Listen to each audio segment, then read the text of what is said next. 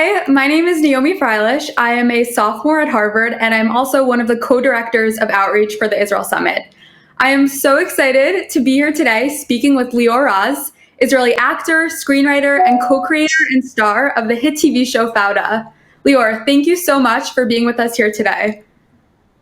Thank you so much. I'm very happy to be here. Amazing. So I guess before we start talking about Fauda, I was wondering if you could just give us a little bit of background about yourself, maybe where you grew up and how you began your acting career. I was born in Jerusalem, and then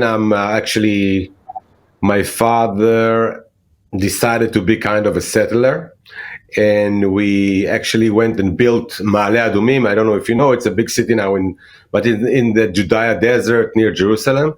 So I grew up in a little settlement. It was a little settlement in the desert with camels, sheep, and jeeps. So and then after that I went to the army. I went to Duvdevan. Duvdevan, it's an undercover unit that I served. After that, when I finished the army. I moved to LA. A day after I just finished the army. I moved to LA. I became a bodyguard over there for famous actors and models. And then I went back. I traveled a lot, something that you probably didn't do, but I think it's the best way to know your country. So I took a motorhome, and it took me like a few months just to go from LA to New York. And then I lived in New York for a while. After that, I came back to Israel. I worked in the high tech industry, in technology, in a company called Tadiran Tikshoret. I was the head of the Jerusalem bench. And then one morning, a good friend of mine, her name was Katya. She looked at me when I went to work, and she said, "Why are you so sad when you go to work?" And I said, "I don't know. It's boring." And she asked me a very important question, and she asked me, "What would you do if I give you $1 billion?" And I said, "Of course, I'm going to be an actor." And she said, "All right, so I know the best school in Israel for acting school. Let's call them." And she called, and took me a few weeks from since that morning till I started to study in the highest acting school in Israel for 3 years, called Nisanativ. Amazing. So I guess now to get back to Fauda, how did you first meet Avi Zakharov, the other co-creator of Fauda, and where did the inspiration for Fauda come from? So I know Avi since we were kids in Jerusalem. We were hanging out in the same clubs, bars, and places in Jerusalem. And then in the army, we served in the same unit together. But then after a few years that we didn't talk and we just met each other, hi. People ask you questions that changing your life. So one question was Katya about the $1 billion. And the next question was Avi's question. And he asked me if I have a dream. And I looked at him, and I looked about all the people that we were surrounded by. They all were undercover. And I said, "Yes, Avi, I want to write something about those units, about the mental price that those people are paying. And also I wanted to talk about the Palestinian side, because in the Israeli art scene, or nobody talks about the Palestinians." And I told Avi that I want to talk about, I want to open a window to the Israeli audience in order to see and to watch what's going on over there and how they live, and not just that, but what our soldiers are doing there all day and all night. And he said, "Listen, it's an amazing dream. I was dreaming the same dream for a long time. Let's start to write something together." And this is the point that we started to write the show, the Fauda. And the inspiration, of course, came from our lives in the beginning, the first season for sure. Many stories are connected to our stories in life.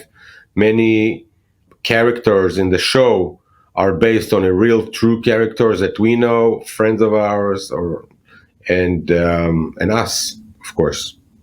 Thank you so much for sharing that. I read that when you first started writing Fauda, even the Israeli broadcasters didn't give you the response that you were hoping for. Could you walk us through that and also tell us a little bit about what it was like getting the show off the ground? So we started to write, Avi and I, and we brought a production company that will support us. And we thought we have a great idea, Fauda, it was a great idea. And we went to the biggest broadcaster in Israel, we called Keshet. And we were presenting there, and after we finished presenting about the show, they told us that they don't want the show. And I can understand them, because like two punks from Jerusalem who never wrote anything in their life wanted to write something about Palestinian and Israelis. 50% of it's in Arabic, so it's kind of a crazy idea, and they said no. And I remember we went down from their offices, and I told Avi, listen, they said no. Maybe they understand, they know television, so maybe our idea is not so good. And he looked at me and he said, come on, man, we have to continue. And then we went to Reshet. Reshet was the second biggest broadcaster in Israel. And they looked at us and said, listen, 50% of your show, it's in Arabic. Are you crazy? What do you think the Israeli audience will do? He will see the news. They will see terror attacks, people speaking, and then you're going to show them a show in Arabic? Thank you very much, but no. And then we went to Channel 10. Channel 10 said, listen, it's an amazing idea, great creative, but we don't have the money.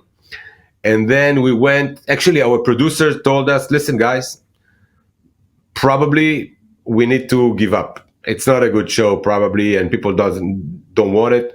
We have to find something else for you. Let's write something else. But for me and for Avi, when someone closing the door, we are looking for the window.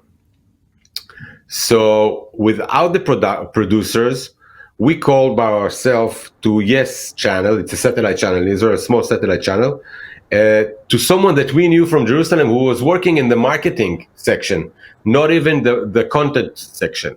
And we asked them here if she can arrange us a meeting with the head of development and content in Yes. And she did it because we knew each other from Jerusalem. We were, it's like in Israel, friends, we all friends. And then they said yes. Yes said yes. And this yes actually changed my life and changed Avi's life and changed, I think, everyone who watched the show, something in his life changed. How we see ourselves, how we see our enemy. And so this is the journey, how we sold the show. All the industry in Israel, the television industry in Israel, nobody wanted that show.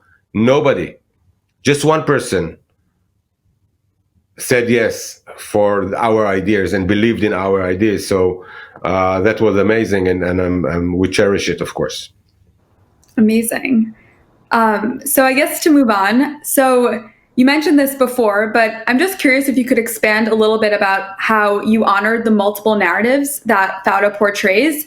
And also, why was that important to you? How did you strike the balance between these perspectives? We didn't try to do that. We actually tried to write a show, a good story. And there is a saying that says, better the villain, the better the movie.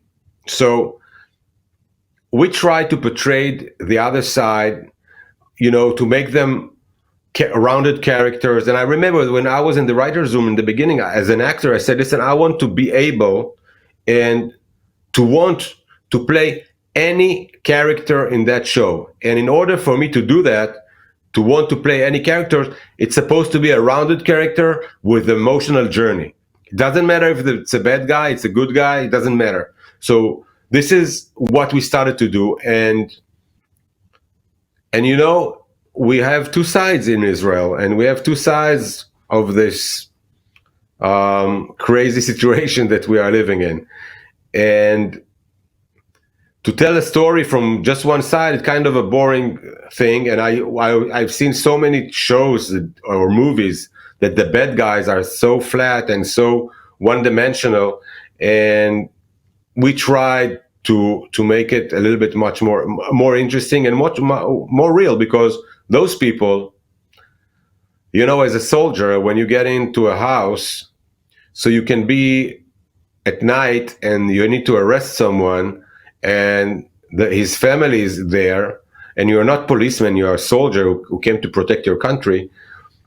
So you can choose to see the kids that crying over there and try to make it, to understand them and to understand the situation, and you can choose also to be blind, and we're not blind. So we wanted to show all the sides of the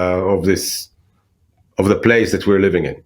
I was also wondering if you could share a little bit about what you think Fauda has done for the perception of the state of Israel on the global scale, and also if you could talk specifically about the response that Fauda received in the United Arab Emirates and the greater Arab world.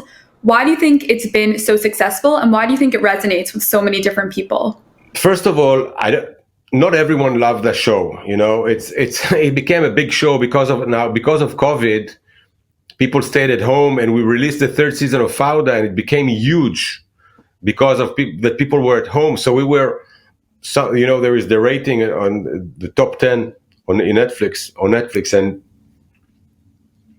something that we were very proud of, that it was number one in Lebanon for a long time, and number 3 in India, and in number 2 in the UAE, and so in Argentina, in Holland, in Serbia, in so many places in the world, it was top 10 for a long time. Italy.